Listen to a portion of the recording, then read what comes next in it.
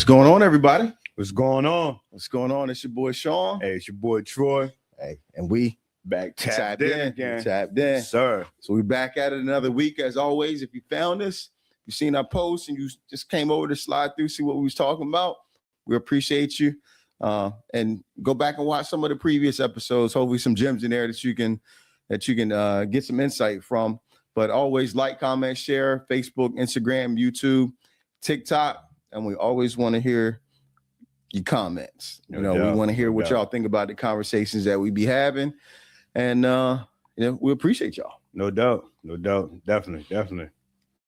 So, man, we can't talk about, you look like you might be a Raven fan today. Not even close. Nah, but I'm not against the Ravens, but I'm not a Ravens fan, man. This is my favorite color, actually. Okay, bro. I guess you could say I look like an Eagles fan today, too. Oh, I didn't catch that. Yeah, reverse. So we done switched it up today. That's what it is, man. But, man, national championship game. Yeah. Monday night. Oof, man, let's go. Live up to the expectation. It did, man. It really did. And I was pulling for Miami, man. You was? I was pulling, but just because the way they started off the season, I feel like they peaked right at the right time. Mm-hmm. And I was excited about seeing them. And I think, I hate to be that guy, man. I don't like being that guy with the questionable calls and things like that. But I feel like it was some questionable calls, man. I think they could have been in there a lot more. You think so? Yeah. You think so? I looked at it pretty objectively, man. I thought it was a really good game. I was going with the underdog in this one. Oh yeah? Yeah, I was going with Indiana, man. They out of all of the Division I like teams historically, they 7 from the bottom. Yeah. So, they bad.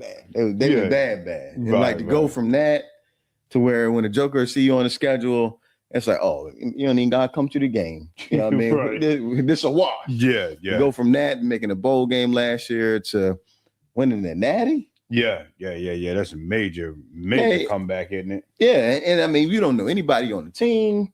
Other than Fernando. Yeah. You know what I mean? Yeah.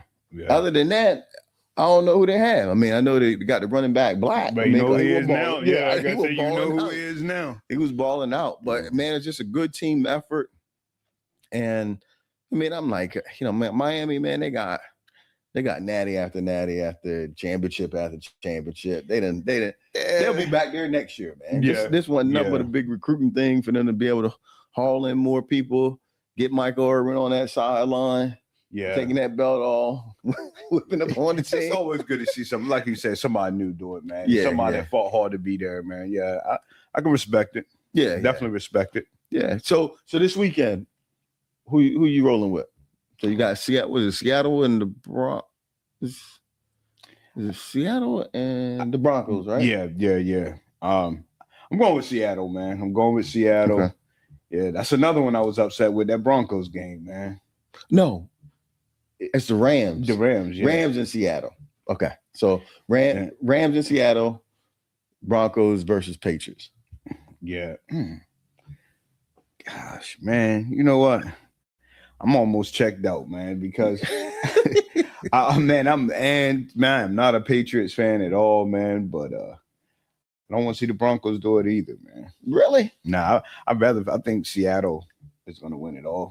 You think so? Yeah. Looking at that defense, man, and the way they shut the Niners down, man, the guys couldn't move the ball, man. Every play though, man, it was on every ball. Had a group chat, man. Somebody said, "Did y'all even pinch them?" right. Was it 40-6? Yeah, it was bad, man. Yeah, that was a wash. That was a wash. So I like them. I like Seattle overall, man. Denver, man, they got a strong chance, man. They've been solid all year. I thought maybe they would fall off, once they hit their little gauntlet, man. But they stayed strong. But I'm just man, and to lose your quarterback on the next to the last play. Yeah, like on just and literally, he only ran that to get them in better position, I think, for the field goal. Mm-hmm. And like to break a bone in his ankle off that play. It's just like, yeah. It's that just had to be orchestrated that way, man. man, Be in the book, because I know that was a hurt piece, man. To the whole, the whole franchise, to everybody. Yeah, man. And the coach talking about, we be all right. Like, come on, man. He must know something. I mean, you got Stidham back there. I mean, he was a starter in the league, but I mean, I think they said the last time he took a snap was like 3 years ago. Yeah. I mean, but he got he only have a week if they can win this week, he got a couple weeks. I mean, you get familiar with the offense and stuff like that. But, Denver's defense isn't that bad either. No. So like if they can force New England to make some mistakes, I think Sean Payton can find a way for his quarterback to manage the game. Yeah. And I think that might be what it's going to come down to. That's going to come down to that clock, huh? His ability to be able to manage the game. Don't try to be a hero. Mm-hmm. Make the simple, smart play. Don't turn the ball over. Yeah. And that's it. Yeah. That's it. Yeah, it's an easy formula, man, but hard to execute, man. because you out there in real time, man, they start to see some things, man, and they start letting that ball go. Depending on but when we're talking defense, depending on the pressure, man, that they putting on a quarterback, because that can switch everything up. You know what I mean? Where he normally would make a sound decision, now he wouldn't get rid of that thing, or you forcing him off his timing. Right. So I think that's what's going to come down for whoever defense steps up the most, for sure. So I do want to talk about one more thing before we move on, man. Man, what happened to our boy CJ, man? Yeah, quarterback for the Texans. Yeah. He, after all four interceptions, man. His great. And I mean, like one of them, man, he was falling back and just kind of tossed it up. I'm like, yo, what is you doing? Yeah, but we kind of talked about that earlier this year, though. We talked about CJ. We talked about Allen. We talked about, all the quarterbacks. And we talked about my quarterback. Mm-hmm. And we talked about the level of scrutiny he get all throughout the year. Mm-hmm. And these guys, man, they made it to the big stage. They folded, and Allen's still a hero. I like Josh Allen. That's one of my favorites, but he's still a hero in the media's eyes. They like, oh, well, he fought. You know what I mean? If that was Hurts, it would have been totally that was Lamar. Different. Lamar, I mean, just keeping it a buck. Keeping it a beam, man. Yeah. It would have been totally different. Matter of fact, that happens. So you think about it. In his mind, he's like, I don't got to worry about Lamar. I don't got to worry about Patrick Mahomes on the other side. Yeah. I can beat the rest of these dudes. Yeah. And couldn't win couldn't get it done that night. No. Could not get it done. Yeah. And yeah, man. And to lose the game, and the shocking thing to me, they done been to the playoffs the last 8 years in a row. Right. And you fired a coach? But you got to blame somebody, man. You got to blame somebody. The coach don't play. Yeah. The coach, he done coached y'all, gave you the game plan. Get you Players there. got to execute, right? Right. You got to execute. Yeah. I don't know, man. Well, at least it'll be somebody new, man. We'll see some new faces, man, this year, man. For sure, man. For sure. I'm surprised to see my boy end up in New York, though. But let's move on, man. Let's move on.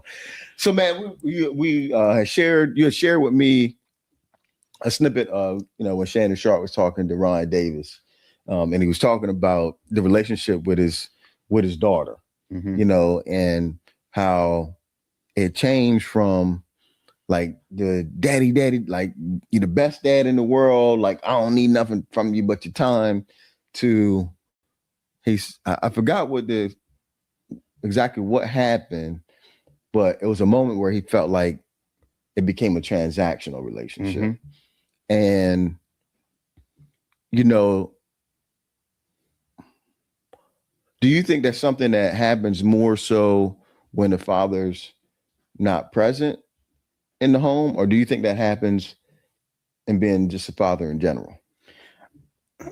I think it happens as a father in general, but I think not being present in the home, it happens a lot more, because I think what happens from a lot of guys I talk to, you feel like you have to compensate for the missed time. Mm-hmm. So it's always, what do you need? That's your way of showing up, because Mm-hmm. you're not coming home every night. You're not there. Right. And then it turns into, after a while, either that's a behavior that is learned by how you treat, your child, by, hey, it's always, what do you need? What do you need? Or it's like, hey, call your dad. You know what I mean? Right. Call your dad. And then if you don't get known for that, it's hard. But what he was saying is he rather, he's at the point where he wants to spend time with his daughter. She don't have time for him. Like, oh, I'm going here with my friends, or I'm doing this and I'm doing that. But it's always, can I? Mm-hmm. And I was just I was listening to him, and he caught a lot of backlash from openly saying that, and he wasn't calling his daughter a gold digger. He was saying he feel bad that he allowed the relationship to grow into that. Mm-hmm. You know what I mean? So, and I think he was kind of misunderstood when he was saying it. Yeah, and it's crazy to me. I think as kids get older, the things that they're interested in, it does. And it involves you having to make a financial commitment to it, regardless of what it is, a sport, an activity, or something like that. And I think the role of those activities and involvement, I can't say it really, because you got a lot of moms that show up to soccer and basketball and football and stuff like that. But it tends to be the dad that does the playing around in that sport, or the practicing, or whatever that is, outside of the actual game and stuff itself. Mm-hmm. And it lends itself to, the dad being the one that's relied upon for those kind of things. So, in an instance where a son or a daughter is interested in doing XYZ extracurricular activities, I almost think it's a natural thing for, a mom to be like, especially if the father's involved, hey, talk to your dad about this, or, go talk to your dad, see if he's okay with you doing this. And while you're over there, we won't pay for you to do it. Right. But I do think that it is a difference when you're not present and when you are present, because when you're present, you're doing the day-to-day, you're involved with the day-to-day operations. Right. Mm-hmm. And so it's however that house flows, the kids are going to go to whomever they're used to going to for those things. Right. Uh-huh. And, if you're working together, there's a conversation that's happening between you and their mother that, even if it's a thing like, hey, look, she keep coming to me asking me, when she can go over her friend's house, whatever. Mm-hmm. And it's like, look, she need to come to you and talk to you and see how you feel about it. Right. Instead of me being the one saying yes or no all the time. It's like, okay, well, you need to go ask your mom today. Ask your mom if you can go over there. Right. And it's not out of a malicious place. It's like, okay, well, you don't always come to me for this. Right. And I think that's where he was coming from. And then at the same time, too, you figure, when you're in a structured household, when you're there every night, you get to sit at the dinner table and get to hold those conversations. So when they do come to you and ask you for money, it don't feel like, hey, well, we haven't even talked. When you're outside of the home, you don't have those moments. So now every time your phone rings, is can I? Mm-hmm. I'm sure you can start to feel a bit used. Mm-hmm. Not saying nothing negative about the kid, because they probably don't know what they're doing at the time. Right. But I think, like, I know I call dad if I need something. But all dad is looking out, man, the last 5 times I got a call, it was, can I have something? It was never say, hey, dad, man, do you just want to come over and I got a movie I want us to watch, or can we, you know what I mean? So, because you see that with, mom, they lay up on the mom, lay on the couch, chill. And so I think and another key thing I took away from that was, like I said, how they was coming at this man's throat, man. It was like, listen, I mean, he was being open, and it was some transparency there. You know what I mean? He was talking about how he wants to build that relationship, so it's not just a transactional thing. And they equated him to saying he's a weak man and that he couldn't provide for his kid, or that he had a problem with providing. And that was far from what he was saying. It is. And so I'm a speak, because you just said something a while ago about the movies and, the kids sitting up watching the movie with the mom and stuff like that. they do that because that's what they've been taught. Right. So typically in my house, when my girls or even my son, when they was little, it was always mom that would turn on a movie and she would sit up there and she would watch the movies with them. Yeah. Right. It wasn't like I didn't want to, but it was just like I might be out working or whatever. And I come home and they would just be sitting in the bed watching the movie, you know, together. Or she would say, hey, look, Friday, you know, when I get home, let's watch a movie. And I think, for one, it's not weak when a man expresses his feelings. Actually, it's strength. And most people aren't used to a man being comfortable enough with who he is, the mistakes that he's made, and saying, you know, look, I wish this was different, right? And I think it's even more important if you're a man and you're not in the house, because I have learned this from watching my wife, is that women are typically more nurturing, right? And those non-transactional part of the relationship, they usually build that up because of the things that they ask to do, or the conversations that they have, or the way that they choose to spend time with them. For men, I think we're naturally wired to be more transactional. Yeah. Right. So you have to be intentional when you're a man and you're not in the house of being a nurturer. Okay. Because you're by yourself. So you don't have anybody. So the nurturing part is coming from the mom or the woman that's around your child. And so they're getting that from them. And so you have to make a conscious effort to be like call them on a Wednesday and be like, hey, look, we'll come scoop you up on Friday. We can go, you know, I need you to look and see what kind of movies you want to watch. You know, I'm gonna go ahead and dial them up on the Fire Stick, and we can just chill, popcorn, and watch a movie. Yeah. We can have some conversation and stuff like that. Or, you know, hey, look, you know, on Saturday I'm gonna pick you up. We're just gonna go have a picnic, just me and you. We're gonna sit out on the grass. We just have a conversation and talk. And how about your week and all of that kind of stuff. So now the conversation or the interaction isn't about, you know, I'm giving you something. And that's exactly what he was expecting. Yeah. He wants to find a way to do that, to get it back there. Right. And I think he felt like he missed the window in that. And that brought up another good question, man, that I had, man, in regards to that situation. Like, as a man, even a man that's inside of the house, a husband, a father, but you're ambitious, or you're out there, you're getting it, you're a breadwinner, and it involves you to be away a lot.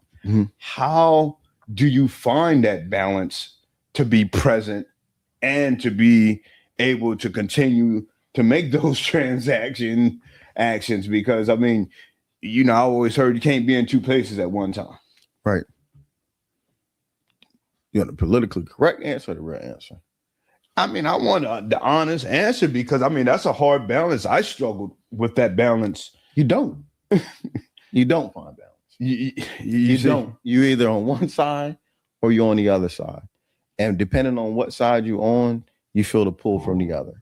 Right. So if you chasing, you know, let's just say this podcast was as big as, you know, some of the other podcasts, and we had to travel, and we traveled a lot and stuff like that. It's like we'd be traveling, we'd be making, you know, probably making more money than what we ever had at one point in time.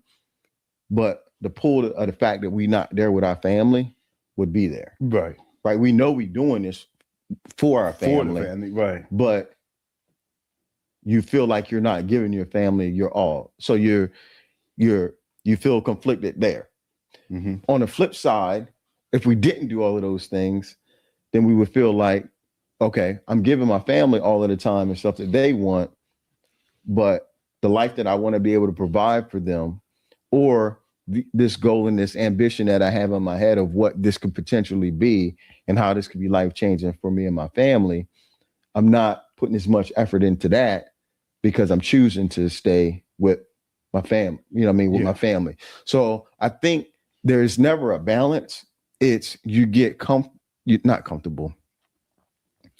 You decide which one you're going to focus more on, and knowing that the other one's going to that suffer. you're going to take. Yeah, you're going to take whatever that comes with it. You know, Right. and so you count up the cost, man. You know, ultimately you count up the cost because it's going to lead to resentment on either way. Yeah. Either from you, where hey, I'm sitting here and I could have done X, Y, and Z, but or from the family say, hey, you missed this, you missed that, and it's been a struggle. You know, and I thank God all my kids are now adults, you know what I mean? So we on two different ends of that spectrum, but I look back, could it have been more that I done? Yes.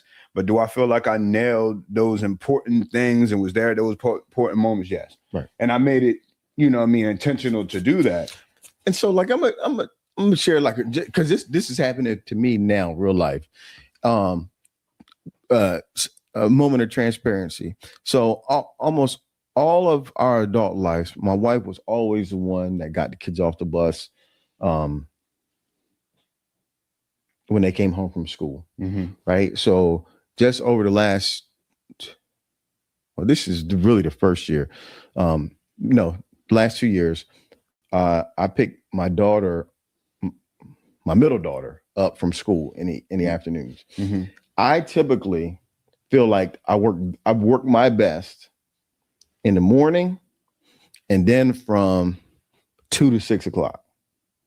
Okay. Right. Like that's when I feel like just naturally I'm focused. I'm getting stuff done at that point in time. Right. So over the last 2 years, this year specifically, because now my youngest daughter's in school, so I'm picking both of them up. And so what time is their pickup? At 3:10. Right. And that's out of my peak zone, there's an hour that it gets taken out because I'm picking up my daughters. Right. Do I love the fact that I'm able to pick up my daughters from school? Absolutely. Right. But is there a struggle not every day, but often? Like, man, you gotta break your stride. I got to break my stride up to be able to go do this. But does it have to be that way? Could I, you got a transportation company. I could have somebody go pick them up. Right. But I'm choosing not to do that. I'd rather struggle with that, whatever I'm feeling internally, to be able to pick my daughters up, ask them how their day was, have conversation with them, you know what I mean? Get them situated when they get home and then go back to work. Right. Right. And I'm making a conscious effort. If I wanted to be, if I was that driven on results and my time and knocking down all of these goals, I would have chose to not do that and have somebody else do it and focused on that. But I'm at the stage in my life where, I want to accomplish those things, but I want to be able to enjoy these little bits and slices of time with them along the way. And not to take nothing from anything you said, 'cause I think that's a beautiful thing, man. But you said a key thing too at the stage that you're at now, because you built it. You've built it, and that's why I think we talked about this last week. The younger version of you, or you got kids ranging in age, so the older ones might not have got that version of you, of what the younger ones are getting. Right. And it's not a slight to either one. It's just where you're at the time, and you're doing what's best for your family. So it's like, okay, daddy got to be aware a little bit more. I can't pick you up. And I'm sure it's the highlight of that day now that you have to pick them up. But I couldn't do that earlier because I was building, and it's just a hard balance. It is a hard balance. If you only got one child, it can be because I've evolved. I'm not the same father with my youngest child as I am with my oldest child, or with my next oldest child, or the one that's just older than her. Yeah. I'm a different version, and I'm not the same father to any of them because they're all individual people. Right. So your relationship. So my relationship and the way that I communicate with them and guide them is different. The principles and the morals are the same, but they're all individual different people. No doubt. So like my thing is, it's crazy because I grew up with all boys and I wasn't that soft in the beginning. Right. Because I always had younger brothers. Right. Yeah. My two closest cousins, we grew up like brothers. I mean, they were boys. You know what I mean? So Yeah. I was always playing, and prior to that, I was the only child for a long time too. You know, so like I was me. Yeah. You know, and I didn't have to consider. I didn't have to consider, and I didn't have a sister, a younger sister that I was around to be able to learn the softness. And my mom was not a soft mom. Right. You know, so it took my first daughter, which is my first child, to come along for me to like, okay, I got to be a little softer with this. You know. Then I had a son, but I ended up with 3 girls and 1 boy. And it's like the softness that I have with my youngest daughter now is totally, you know what I mean? It's totally different. Yeah. You know, because I know it's just like they're girls, right? Yeah. They don't need me to be hard and rough. You know, like if they want to play around and do stuff like that, then I'll do it. But they want more. Yeah, they want you watch them put makeup on, you know, and paint their nails, and you know, that's the stuff that they like. Yeah. So I'm going to bend, and I'm gonna cater to what you like, because this is what you're gonna remember. Yeah, that's what they remember, and that's what's important. My daughter talk about it now. I remember my daughter loved Barbies, man, when she was little, and God knows, man, she would run to Walmart, and I'd be sitting up on the couch, the whole couch full of Barbies on my lap, man. She said, "Oh, Dad, can you watch the kids? I'm going to Walmart." And I said, "Hey, but it was cool, you know what I mean?" Right. Yeah. So yeah, it does require us, man, to be soft. But look, so I got a different spin on what we're talking about. So we're talking about the guy for his finding that balance and being able to, you know, provide, not provide, you know, find that balance of being home in a way. Well, let's say you're on the flip side of that, and you know you're spending all your time at home and you're not as productive as you think you should be. Well, I'm not even gonna say that. Let me back up, man. Should your woman or significant other, should you be okay with them accepting money from another man, not for any emergency or anything like that, but just for personal wants and needs? She planning on being with him? No. Should you? Is that acceptable? If she didn't know. And the reason I said that, I mean, unless she plan on being with him, no. I mean, but what if you don't have it? What, you know, women have need. They want to get their nails done. They want to get their hair done. So they come to you and say, "Hey, I need my nails done this week," and you can't do it. Is it okay? Okay, so let me tell you why I can't do it. Just a while ago, you went in the refrigerator and got some juice. Right. The wash down the meal we just ate, right? That we cooked on the stove that got gas. Had to pay for the gas. Right? That we bought from the store, that you had to ride in the car. Yeah. To go get. And God forbid you ride in the car and you don't have no insurance. But what they got to do with my nails? What that got to do with her nails? That's basically what she said. But those are the things that you need. Right. That's what you need. You need to be able to get back and forth to where you're supposed to go or where you need to go. You need to eat. You need for the house to be warm so you can feel comfortable. Yeah. If you sit home, you want to be on your phone, right? So I'm supplying everything that you need. So let's focus on that. But when you step outside those doors and go to work, the hair got to be slayed, nails got to be done. I understand all that other stuff is done. I'm just saying. I'm coming at this angle because you know where I'm going with this, man. I was reading the comments on one of these posts, man, and it blew my mind that this is really how these women are thinking. Like this guy, so basically his wife came, well, I'm not even gonna say wife, his girl came to him and was asking him, "Hey, you know, my money, I want to get my nails done." And he was saying, "Hey, not this week." He didn't say no, he said, "Not this week." He said, "I just paid all the bills." She's, so she made a phone call and another guy came through and gave her the money for the nails. And she said, "When another man won't do, I mean, what he won't do, another man will do. Right. But I was thinking, I'm reading the comments. I'm like, do you know how much easier it is to give you $75 for your nails Than to provide. than to pay the bills continuous? That's never going to stop coming every month. They're going to keep coming. Right. But And he give me that $75 hoping that he get a nice return. yeah, it's an investment. That's right. That's a down payment on something. That's a down. Yeah. Because that's what it all boils down to. He not gonna give you no money unless it's a down payment on something. Right. Yeah. It ain't. It's not free money. Yeah. Nah, man. Nah, it's not free money. And if the comment is what you won't do, somebody else will. Well, let's switch places then. Yeah. Let him take care of what I'm doing.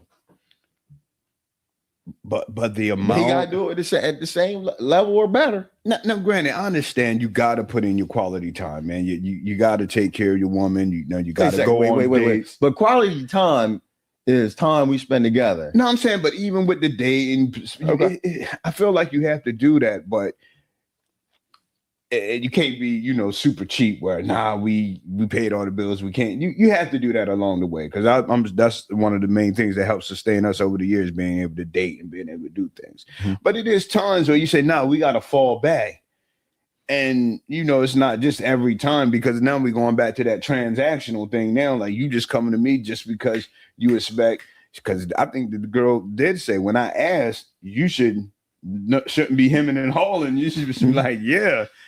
Like, oh man, but the amount of people that agreed with her, man, like, that is what just threw me aback. I'm like, man, it's entitlement, man. It's entitlement. It's like, that's really what it boiled down to. Like, if your lifestyle doesn't afford for you, I can't even say that, if your lifestyle doesn't afford for you. But if y'all are in it together and y'all working towards something that is common for the both of you guys, and you're living in a place that you feel comfortable in, or maybe you don't feel comfortable in it, but y'all got a plan to get out of there and get into something else. Some of that involves some sacrifice. Yeah. Right. And that point, and for me, the point is, he didn't say, I'm not gonna do it. Right. He was saying, not this week. It puts too much of a financial strain on us this week. Next week, I can get that. Right. Was there a back story? Was she trying to go somewhere that weekend and she wanted her nails and stuff to look good? I don't know. But what I'm saying is, as a man, I can't do that this week, because it's going to put too much stress and pressure on me. And maybe that man thinking about, okay, I know you got to get gassed up this week. I know you got to go back for, I can't give you this because I want to put it allocated somewhere else. Yeah, I don't have no more money coming in. Yeah, like, if I give you this, like, there's nothing to replace this until the week after next. Right. That's crazy. And I think that's responsible of him, man. That's responsible. So you want me to be irresponsible? But that's why I ain't talking to no broke men. That's why these men, I'm like, man, come on, you got roof over. So if every man, okay, yeah. So if every man, if women say I ain't talking to no broke man, why is it so many women that's older, 45, 50 up, that's single, and it's hard for them to find a man? Yeah. Right. Because what you won't do, somebody else will do. But then on the flip side, when they get a little bit older, it's like, I can't find nobody to do nothing. You're in auntie age now. Yeah. Right. It can't scoop nothing up. Yeah. So does the woman who take the money from the guy to get her nails done, do they end up becoming the auntie? Because I'm gonna be with somebody who gonna get my nails done. That clock gonna stop, man. That clock, because Joker's gonna play the game so long. From a man's standpoint, I'm gonna play this game up to so much. Then what's gonna happen? I'm gonna meet somebody real. Even the guy who's okay with shelling it out, he understands that I'm, like you said, I'm shelling it out, and I want to return on my investment. But sooner or later, he's going to meet somebody that's not going to require him to do that. That's going to love him for who he is and all that. And he's going to say, you know what? I'm tired of playing. This is what I want. You're still looking for that transaction. And what happens is you age out. The clock, you know what I mean? The clock stopped. And see, but then that's when the other thing kicked in. So, like, I mean, man, he caught a lot of slack for it, man. But there were some things that Kevin Samuel said that, like, now is making sense to me, right? Oh yeah. So, like, if a woman is 50, 50, 55, right? I'm gonna say 45 to 55. Let's just use that range. Yeah. They still feel young. They still want to be doing a lot, still active. They don't feel as old. Like I'm 46. I don't feel 46, right? Right. I feel late 20s. Like that's how I feel. Yeah. And so like when they're looking, I would say most of the times you're looking for somebody in their age bracket. Right? Yeah. But if the guy is single in their age bracket, most guys is looking for somebody maybe 10 years younger than them. Oh yeah.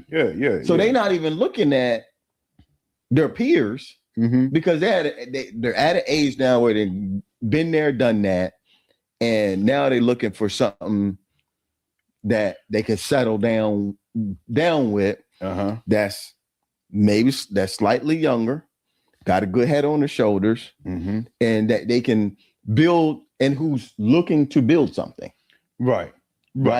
And so now he's got his energy of wanting to build, and this younger woman who want to build as well. And so that's what they looking for. Yeah.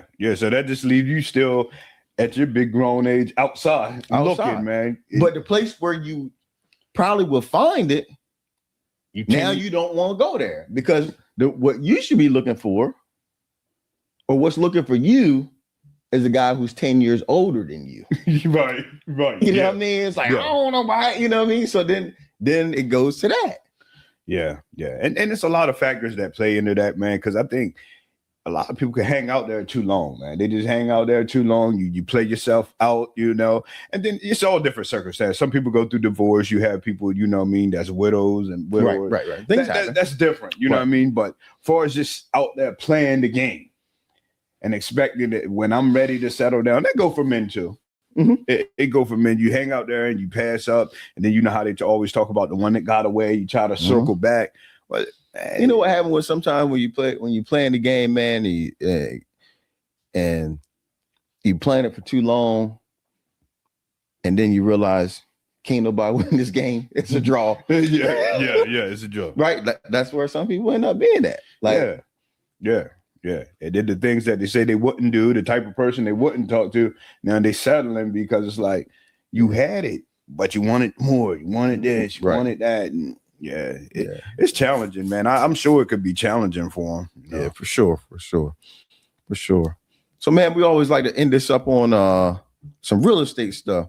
So I was talking to an investor, a friend of mine, and he's in a position where he owns some rentals free and clear, and is looking to do some other things as far as like construction and things like that. And I was telling him, and this is not just for if you own properties free and clear, but if you have a property that you might have a lot of equity in, that's a rental. The easiest way for you to be able to pull out equity from that is from what's called a DSCR loan. And so basically what a DSCR loan is, it's based off of the asset in your credit score. You don't need any tax returns or anything like that. So nice. It goes by, you got to have at least a 680 credit score. The property, they will only loan you up to 75 or 80% of whatever the property value is. Okay. And then your rent, whatever you collect in rents, need to be able to cover whatever the mortgage payment is going to be after the refi. So if it meets those three criteria, then you can refinance it, take some cash out, and keep it moving. Nice. Don't need the tax returns or anything like that. Quick and simple, easy loan. And you can be closing that like 30 days, 30, 45 days. Now, is that on the total sum of like properties, or that's you looking at individual properties. Yeah. Nice. So if you got a couple properties that you've had for years and you've got a lot of equity and you just want to get some cash out, that's the quickest way to be able to do it. And the rates on them are very compatible. Very competitive to investment, as if you were buying an investment property. Because anytime you buy anything outside of a regular residential primary residence, the rates is going to be slightly higher. Yeah. Cool. But so like even if you were buying a second home, the rate of this DSCR loan is very comparable to if you were buying a second home. Nice. That's good information, man. Yeah, Real good to know. For sure. So man, if you're thinking about that, I mean, that's a good place to start. If you want to know exactly what that loan is, just comment, make a comment in our comments, and I'll spell out what that loan is. And most places, anywhere where you go where there's a mortgage broker or just a lender, it's not like a special type of deal. Most lenders have access to that type of loan. Okay. So it's fairly easy to find.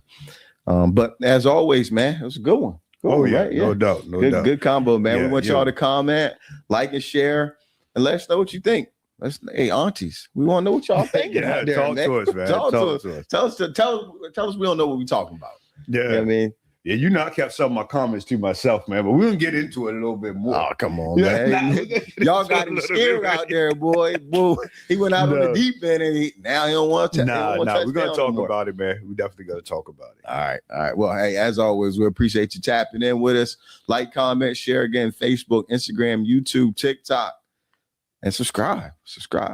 And as always, stay tapped in. Peace.